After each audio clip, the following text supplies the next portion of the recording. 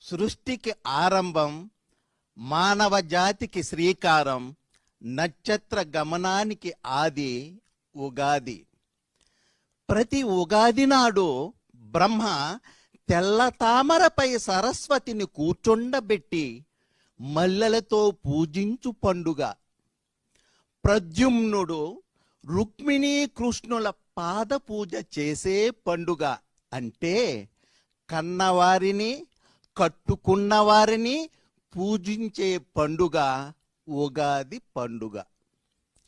వేప కొమ్మల్లో పూచిన పూతలు, మామిడి కొమ్మల్లో కోయిల కోతలు, మలిసంధ్యలో మరుమల్లెల మంతనాలు, ముందు చూపు చూపే పంచాంగ శ్రవణాలు, ఉగాది ఒసిగిన ప్రకృతి వరాలు.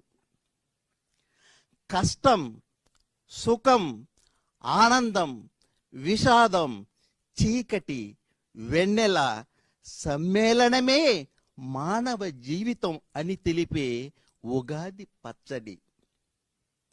శిశిరంలో ఎండుటాకులు రాలినట్లు మనలోని దుర్గుణాలు రాలిపోవాలి.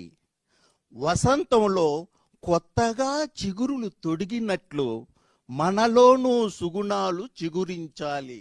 దేవుడు ఎప్పుడూ నీతోనే ఉంటాడు. ఎంతవరకు అంటే నీవు ధర్మం తప్పనంత వరకే.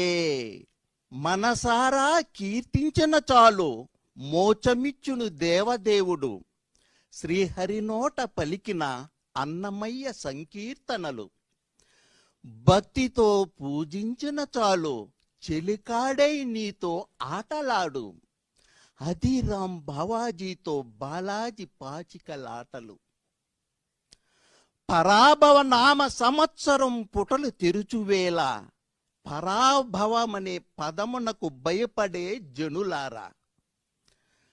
కష్టమొచ్చిన వేళ కాపాడువాడు, కోరగానే కరుణా కటాక్షములు కురిపించువాడు, ఏడు కొండలవాడు మన శ్రీనివాసుడు.